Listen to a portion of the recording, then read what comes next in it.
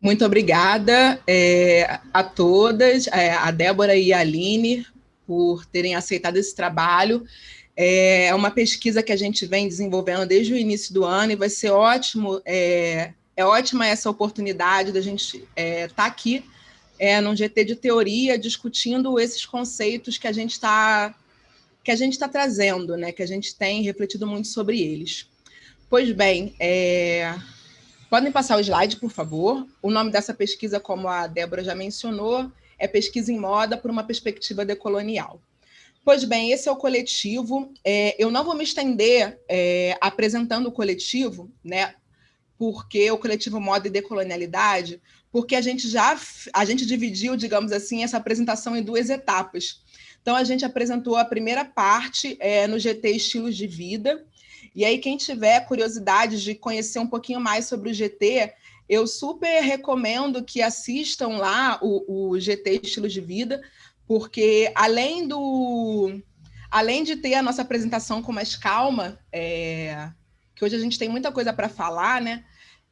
Também tem, eu já recomendo o trabalho do Lino, que apresentou antes do nosso coletivo e que dialoga muitíssimo com as questões que a gente vai trazer hoje.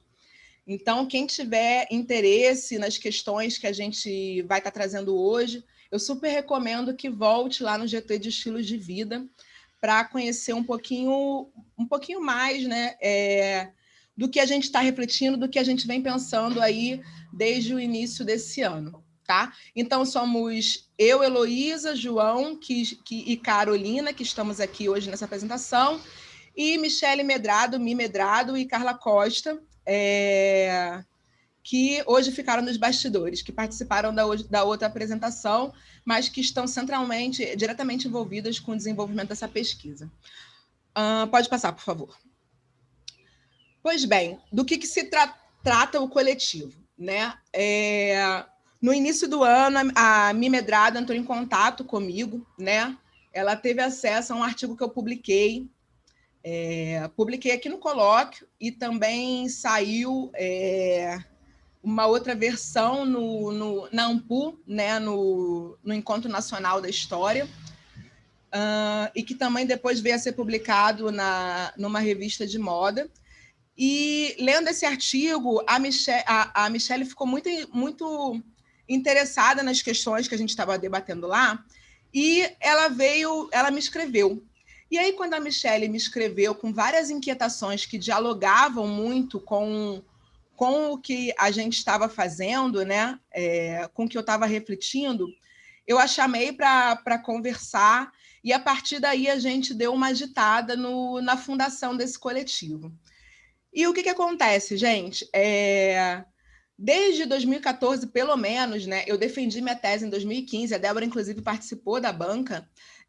Desde pelo menos 2015, algumas questões que a gente está trazendo aqui hoje vem, digamos assim, incomodando a mim e a outros membros do coletivo de diferentes maneiras, né? E naquele momento, particularmente eu, em 2014 para 2015, eu tinha essas inquietações, mas ainda não tinha encontrado, como eu posso dizer, as teorias adequadas, né?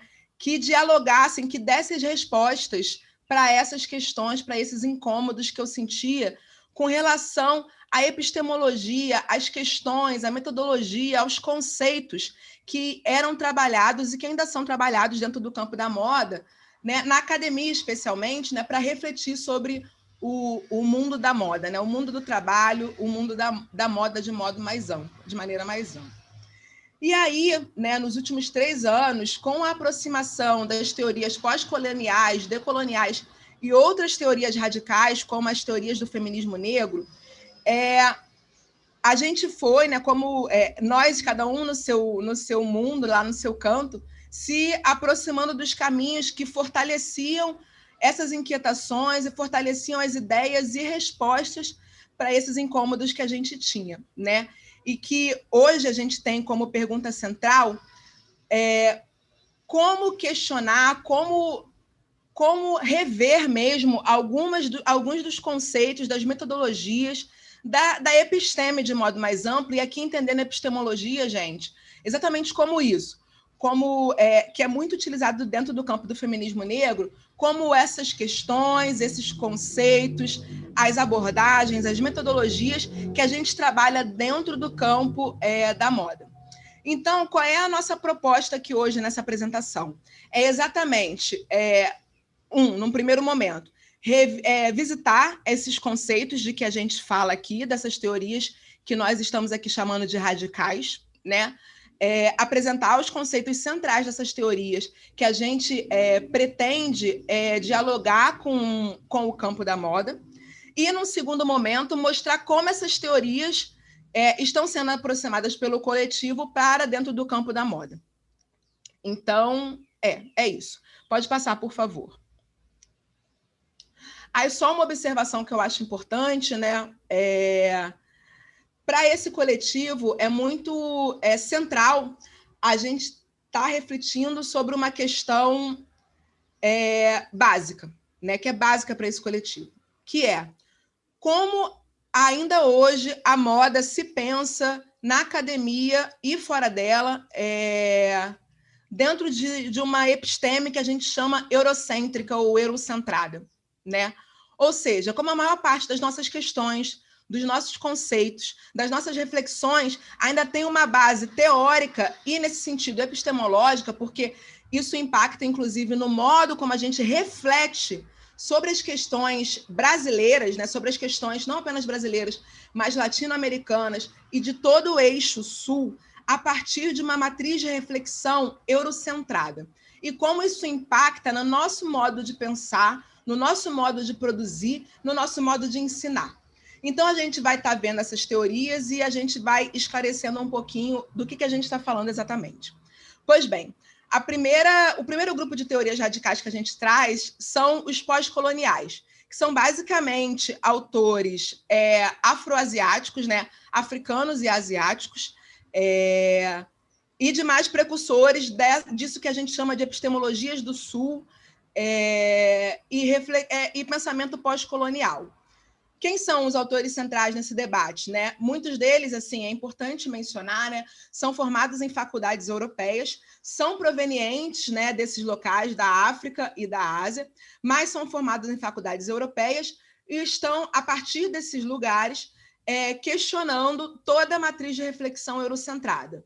Entre outros, o Frantz Fanon, o Said, o Memmi, a Spivak, o Abdias do Nascimento, que é muito importante, um autor brasileiro que é do teatro, mas não apenas, e que é muito, muito triste que quem trabalha com moda no que cabe no campo do figurino ainda lê pouco, né?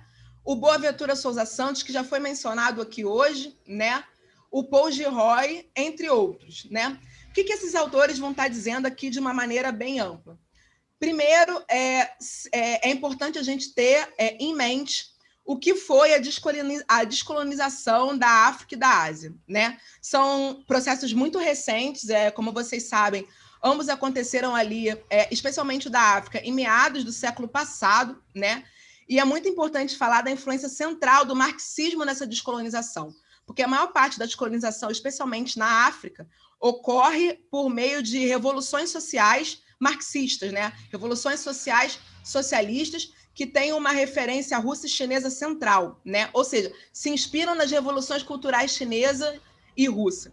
Essas descolonizações começam questionando toda a matriz colonial, né? São revoluções armadas e que questionam a colonização que ainda permanecia ali em meados do século XX. Então, são povos que estão dizendo: acabou a matriz colonial, a gente não quer mais ser subjugado a essa matriz de dominação, seja física, seja de pensamento. Além disso, a conscientização desses movimentos, já ali entre os pós-coloniais, da colonialidade do poder, ou seja, do quanto o processo colonial não se restringe apenas a um processo de violência física e de dominação, né? Que ele vai além, que ele domina também o modo de pensar, o modo de se refletir, como a gente constrói o nosso pensamento, né? O quanto essa dominação realizada pelo colonizador europeu branco domina as mentes do colonizado, seja por meio da violência, seja por meio de um processo educacional, né, que tende a ensinar para os povos colonizados, e nisso eu já nos insiro como latino-americanos, toda uma matriz de reflexão, de conceitos de pensamento que nos subjuga, que nos ridiculariza, nos humilha, nos reduz, né? Então, isso seria a colonialidade do poder, que se reflete numa colonialidade do saber. Essas teorias fazem uma crítica radical ao processo, ao imperialismo, uma crítica radical ao conceito de raça, que isso já acontecia antes, mas que esses autores vão mostrar o quanto a noção de raça é fundamental para o processo de colonização, como hierarquizar seres humanos com base numa matriz biológica do ser, né? É um processo central para justificar toda a violência do processo colonial, ou seja, é por meio da noção de raça que todo o processo de escravização acontece, porque se justifica por meio da biologia a humilhação, a morte e a violência que se faz, não apenas com os povos africanos, mas antes com os povos asiáticos e também com os povos aqui na América, né, os nativo-americanos, né? E uma crítica radical ao colonialismo das mentes, que eu já mencionei acima, né? A colonialidade do saber e toda essa lógica colonial. Então, esses são os primeiros autores que são centrais para a nossa reflexão, né? Autores que estão dialogando a partir das nações do Sul, a fim de questionar todo o processo colonial e imperial. Pode passar, por favor. Na sequência, a gente tem os autores que se autodenominam como decoloniais. A maior parte deles são autores latino-americanos, né? Entre eles o Aníbal Quijano, o Walter Mignolo, a Rita Segato, o Ramon Grossfogel, sempre erro o nome dele, Nelson Maldonado Torres e outros. Quem são esses autores, gente? São autores que estão aqui falando a partir da América Latina, né? É interessante ressaltar isso, porque é muito triste que só muito recentemente esse material produzido por nossos vizinhos tem chegado aqui no Brasil, porque eles estão escrevendo desde os anos 90, é importante ressaltar isso. E que, bem, para começar, eles fazem, ali nos anos 90, uma crítica, primeiramente, a esses autores pós-coloniais, porque muitos deles ainda falam a partir de universidades europeias. É muito interessante isso, porque essa crítica é uma crítica que aponta não para, digamos assim, detonar esses autores pós-coloniais, porque eles são centrais na reflexão dos autores latino-americanos, mas para acentuar a importância da gente ouvir as vozes latinas também, para que a gente não fique apenas ouvindo pessoas de fora, mas ouça pessoas que estão aqui no nosso entorno.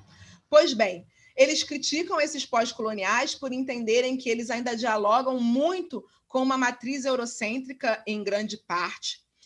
Criticam, e essa é uma crítica muito importante, que já está nos pós-coloniais e que vai ser uma dos debates centrais aqui para a nossa discussão, tá? Que é uma crítica ao binarismo da reflexão eurocêntrica, que a gente vai ver mais à frente, ou seja, que existe um branco versus negro ou um colonizador versus um colonizado, como se o mundo fosse feito por esse tipo de binarismo. Não que na maior parte das culturas não haja uma oposição, mas o que esses autores vão estar mostrando é que os colonizadores vão transformar as oposições que têm em todas as culturas em matrizes hierárquicas de pensamento, ou seja, ao invés de oposições que se complementam, matrizes hierárquicas que subjugam umas às outras, né? É só pensar na ideia de masculino e feminino, como ela é construída na nossa sociedade. Ao invés de ser vista como complementares, elas são vistas como dominadoras e hierárquicas, em que o homem subjuga a mulher. Uma crítica radical ao conceito de Estado-nação, que especialmente o Quijano vai estar trazendo a ideia de que existe entre as nações e entre as populações uma divisão racial do trabalho, ou seja, em trabalhos subjugados, com os piores salários, como é o caso das costureiras, por exemplo, é atribuído esse trabalho a pessoas negras, a pessoas racializadas. Ou seja, eles vão estar trazendo uma crítica central, que depois o João vai falar mais um pouco, né? A nossa reflexão sobre a moda. A gente, quando falar sobre costureiras, a gente precisa falar sobre a questão racial, porque isso é central para refletir por que as nossas costureiras são, em maioria, mulheres racializadas e recebem um salário tão baixo, embora a função delas seja central na produção do vestuário.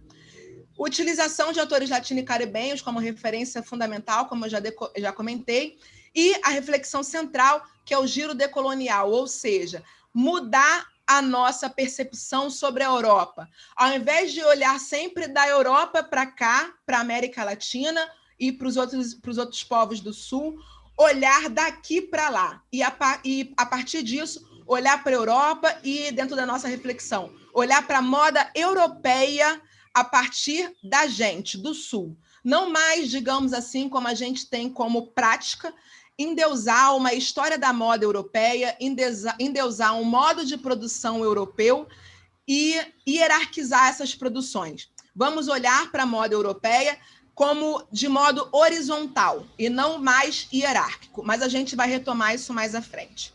Isso seria o giro decolonial, ou seja, mudar o nosso olhar, girar o nosso olhar. Ao invés de nos olhar a partir deles, como a gente frequentemente faz, a gente pensa a nossa moda a partir de uma matriz eurocêntrica de reflexão, a gente começar a olhar a nossa moda a partir da gente, né? A partir dos nossos conceitos, dos nossos olhares. Gente, importante, isso não significa não utilizar aqueles conceitos, mas olhá-los a partir de uma perspectiva crítica. Pode passar, por favor? Por fim, como teoria radical, a gente traz o feminismo negro transnacional. Para mim, essa é uma matriz de reflexão central, porque o feminismo negro vai estar, como eu já trouxe aqui a reflexão sobre as costureiras, a partir do feminismo negro a gente vai refletir sobre nós como povos racializados dentro dessa matriz internacional, transnacional de produção capitalista da moda, mas não apenas, né, de produção capitalista de como um todo, né, e que vai localizar nós como populações racializadas, isso é importante, nós como latinos, isso é central, inclusive as pessoas brancas desse país, que lá fora são vistas como latinas e não como brancas, né? Somos racializados dentro desse sistema mundo capitalista, e essas autoras, dentre outras, mulheres negras e racializadas, como a Patrícia Hill Collins, Angela Davis, a Kimberly Crenshaw, Audre Lorde, Bell Hooks, Grada Quilombo, Glória Anzaldúa, Françoise Verger e as amefricanas, né, que são mulheres brasileiras e latino-americanas, como Lélia Gonzalez, Beatriz Nascimento, Sueli Carneiro e Maria Lugones, e outras, né, que vão, dar continuidade e fortalecer essa crítica radical ao conceito de raça, a partir de uma perspectiva interseccional que cruza raça e gênero e classe, é importante, tá?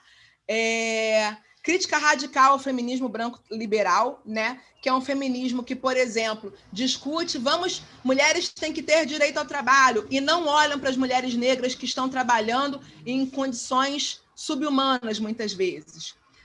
Como eu já mencionei, a interseccionalidade como instrumento de análise e luta política, isso é para não esvaziar o conceito, tá? Para, por exemplo, não chegar um homem branco, rico, e dizer: mas eu também sou interseccional porque em mim cruzam. Eu sou homem, e sou branco, e sou rico. Então, para que esse tipo de coisa não aconteça, as feministas vão estar dizendo: a interseccionalidade é um conceito central para o feminismo negro e precisa ser absorvido e lido a partir dessa perspectiva das mulheres racializadas e de classes pobres, né?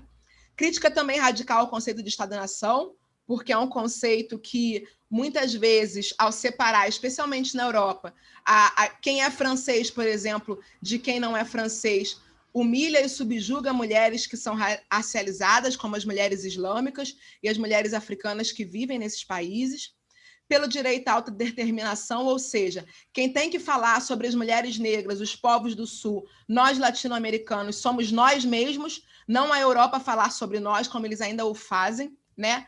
E enfrentamento ao epistemicídio, que é o silenciamento de todos os conceitos que são produzidos na América Latina, na África e na Ásia. Passa agora, então, a palavra ao João. Gente, a gente teria muito mais o que falar, mas vamos parar por aqui e agora aprofundar esses conceitos dentro do campo da moda. Muito obrigada e passo ao João. Bom, eu quero agradecer, então, antes de tudo, a oportunidade de estar aqui com o coletivo, né, para a gente apresentar. Eu vou dar uma sequência à fala da Heloísa, né, a partir de uma aproximação com a moda. E, então, assim, a partir desses pressupostos teóricos, né, o que o coletivo pretende, né? Ele pretende propor uma matriz epistemológica que se paute por categorias, na verdade, que não reproduzam uma colonização cognitiva, ou seja, que não reiterem as perspectivas hegemônicas de conhecimento. E, para isso, a proposta do coletivo se orienta pelo referencial dos saberes locais, que estão localizados, né, no Hemisfério Sul, como a própria Heloísa chamou a atenção agora, e que são postos em diálogo, gerando uma inversão análoga àquela que o artista uruguaio Joaquim Torres Garcia, né, fez em 1943, né, ao propor inverter o mapa da América Latina e dizer, e aí abre aspas, né, nosso norte é o sul. Com isso, então, o coletivo se recusa a utilizar pressupostos universais, né, como a gente pode até daqui a pouco falar sobre a própria definição de moda, e são superados por outros conceitos, né, questões e experiências das margens, né? O que quer dizer isso? Que são conceitos, questões e experiências compreendidas pela condição material e intersubjetiva dos sujeitos como ex-colonizados, localizados no eixo sul do globo, formando sociedades inseridas na relação de dependência do capitalismo mundial e que se configuram como experiências não brancas e também não heteronormativas. Pode passar, por favor? Em específico, sobre a moda e sobre o conceito, né, a nossa proposta consiste em implodir a definição de moda, já que ela representa um padrão colonial de saber que estabelece, né, a oposição entre colonizador e colonizado. Essa definição no contexto brasileiro dos estudos em moda, né, é muito simbólica, né, principalmente pela adesão das pesquisas ao pensamento do Gilles Lipovetsky, né, no seu livro Império do Efêmero, que foi publicado na França em 1987 e no Brasil em 1989. O padrão colonial da definição de moda se baseia em uma hierarquia de diversos binarismos, que inclusive a professora Heloísa já comentou alguns, né, que podem ser organizados em dois eixos.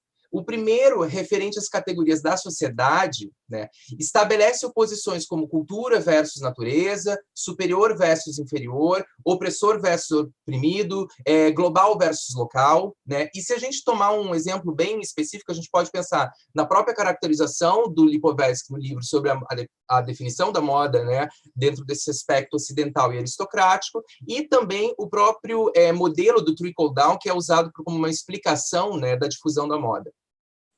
No eixo do tempo, o padrão colonial do conhecimento impõe sobre a moda binarismos que vão opor categorias como modernidade versus tradição, novidade versus cópia, histórico versus ahistórico, moda versus indumentária, moda versus costume, moda versus traje, moda versus não moda, né? Esses binarismos de tempo possuem como pano de fundo uma oposição entre a noção de mudança e permanência, que, né, nesse contexto, associados aos binarismos de sociedade, né, criam um conjunto de classificação que, do lado oposto à moda, designa um sentido de fixação e imobilidade. Esse sentido de fixação e imobilidade, né, é um dos pressupostos das ações colonizadoras, e por este motivo, né, a gente se baseia no que o Quijano diz quando ele afirma que, e abro aspas, a modernidade foi também colonial desde seu ponto de partida, fecho aspas. Então, tem uma questão muito forte que a gente pode pensar aqui, que quando a gente emprega a palavra moda, né, partindo da ideia de que ela compartilha o radical com o adjetivo moderno e com o substantivo modernidade, né, nós podemos nos apropriar, como sugere Quijano, que essa palavra, né, seja utilizada e complementada pelo adjetivo colonial. Então, como ele utiliza, né, moderno / colonial, a gente também deveria falar de uma moda / colonial, né? Por favor, pode passar. Então, diante disso, o giro decolonial que o coletivo pretende realizar, na verdade, sobre esse conceito, é estabelecer, né, uma relocalização para ele, dentro do conjunto de saberes dos diversos povos do mundo sobre o vestuário. Tá? Essa configuração, então, de moda branca e europeia passa a ser uma das diversas maneiras que a cultura organizou suas relações com o vestuário. Tá? Nesse sentido, então, o padrão hierárquico que se visualiza, né, pela forma desse triângulo, como está à esquerda, né, no gráfico, e que, né, coloca o lugar de destaque para a moda branca eurocentrada, né, e que escalona a moda elitista colonizada e, por último, as outras modas, é suplantado por uma forma de conjunto, né, o gráfico à direita, no qual estão inseridas como unidades as diferentes relações dos povos com o vestuário. Essas unidades, né, elas vão se articular a partir de trocas, influências e sobreposições que podem se complementar, mas elas são sempre dispostas de um modo horizontal. Pode trocar, por favor. Então, diante disso, o que o coletivo propõe, o que a gente propõe, né, para as reflexões sobre a moda, é um exercício de diálogos pautados por esses saberes locais e localizados no sul global, tá? E que tenham por perspectiva essa horizontalização da produção do saber criativo, né? Dos sentidos e dos significados, sem reproduzir a hierarquização da divisão social do trabalho na indústria da moda, que cria a ilusão, na verdade, de superioridade do designer, né, sobre os outros profissionais da cadeia, e principalmente de um ponto de vista do método projetual e da autoria do projeto, que isso se coloca em pauta em uma inúmera questão desses processos de aproximação, né, e que se exemplifica, inclusive, pela pergunta que está colocada aí, né? Não é a costureira uma designer, se a gente vai, digamos, ressignificar essa dimensão do que é a prática do design, né? E de que forma isso se coloca dentro de uma dimensão do trabalho, do fazer, né, criativo. Além disso, então, nós pretendemos, com isso, que as pesquisas, né, sejam operadas a partir de uma crítica ao modo colonial de pensamento, que opõe a criação à cópia, né? E que hierarquiza as relações com o vestuário a partir desses preceitos, né? Que existiria, então, aqueles autorizados e os desautorizados nesse sentido, né, da criação da cópia, inclusive porque essas questões, hoje em dia, a partir do direito, têm uma perspectiva muito vinculada às noções de propriedade que o próprio sistema capitalista, né, se expande em determinar. Outro aspecto também é a atenção que a gente tem aos modelos de ensino, tá? Que restringem a abordagem da moda à Europa. Tá? Em específico, a gente pode falar do aspecto do ensino, da história, né, do vestuário, como a gente poderia falar, né? Mas acho que não é só dentro desta área do conhecimento, e a gente poderia falar isso principalmente, já que estamos num GT de teoria do design de moda, né? Sobre os próprios saberes construídos para a prática profissional do design, né? A gente pode citar uma série de livros que fazem parte desses compêndios, né, que tratam da prática profissional do designer, e a forma como eles não se esforçam, né, por desvendar as relações de dependência a partir das ações de exploração do colonizador, né, e dos processos oriundos da colonização. Então, por fim, né, a nossa proposta, ela busca, de fato, adotar como fonte de produção conceitual, né, para pensar a moda, o vestuário, os saberes, as trocas entre as populações, racionalizadas, tá? Deslocando nosso olhar de pesquisa do centro para as margens, tá? Que, nesse contexto, digamos assim, do Rio de Janeiro, né, que é o nosso lugar pontual aqui da maioria dos integrantes do coletivo, né, ele pode ser pensado a partir dessa imagem, né, que é sair dessa abordagem da moda do Leblon e se direcionar à Madureira, né? Eu acho que a gente, no colóquio, pode citar principalmente a fala da Adriana Barbosa, que contextualiza em São Paulo a Feira Preta e que demonstrou muito bem como questões específicas do tipo de produção, né, desses criadores e as questões que elas passam para que haja o produto, para que eles próprios se veem como criadores e quais são as questões que eles se colocam nesse processo criativo, trazem questões, inclusive, que são análogas quando a gente vê no Rio de Janeiro, né, um projeto como os Afrocriadores, que se ampliou e se transformou agora em outro empreendimento, como o Afrocriadores, né, por Fábrica Afro, e também que já desdobrou em um outro grupo que gerou o Pop Afro, que possui uma loja em Madureira, ou seja, como essas ações impõem questões específicas e exigem outras abordagens para que a gente possa pensar a prática do design de moda. Então, acho que fico por aqui. O próximo slide mostra as nossas referências, né? E o próximo só agradece. Muito obrigado, obrigada e obrigado.